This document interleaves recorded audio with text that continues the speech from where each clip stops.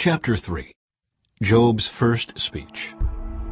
At last Job spoke, and he cursed the day of his birth. He said, "Let the day of my birth be erased, and the night I was conceived. Let that day be turned to darkness. Let it be lost even to God on high, and let no light shine on it.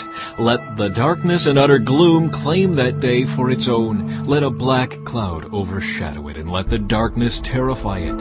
Let that night be blotted off the calendar, never again to be counted among the days of the year, never again to appear among the months. Let that night be childless. Let it have no joy. Let those who are experts at cursing, whose cursing could rouse Leviathan, curse that day. Let its morning stars remain dark. Let it hope for light, but in vain may it never see the morning light.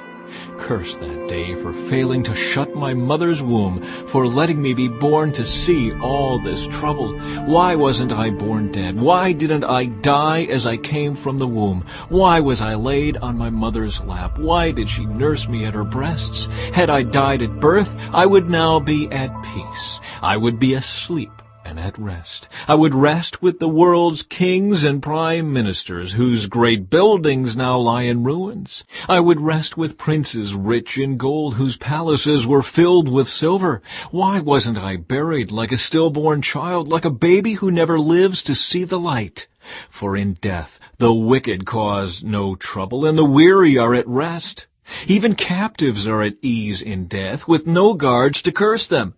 Rich and poor are both there, and the slave is free from his master. Oh, why give light to those in misery and life to those who are bitter?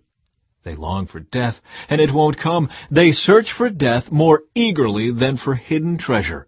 They're filled with joy when they finally die and rejoice when they find the grave. Why is life given to those with no future, those God has surrounded with difficulties? I cannot eat for sighing. My groans pour out like water. What I always feared has happened to me. What I dreaded has come true. I have no peace, no quietness. I have no rest. Only trouble comes.